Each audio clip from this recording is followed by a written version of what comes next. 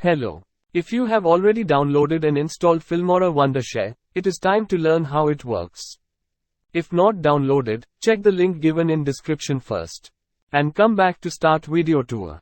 You see other tutorial videos which zoom screen for better view and you wonder how it is done. Let's learn it. Open Wondershare and add the screen recording in editing section. This red marker allows you to cut or trim video in sections. To zoom a section, drag the red mark to the start of video where you want to start the zoom.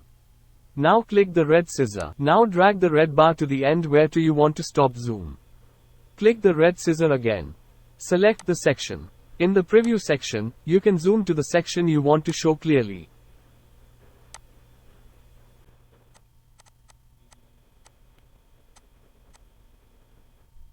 You can also add transitions to enhance the effect from the transition tab on the top. Subscribe for more videos.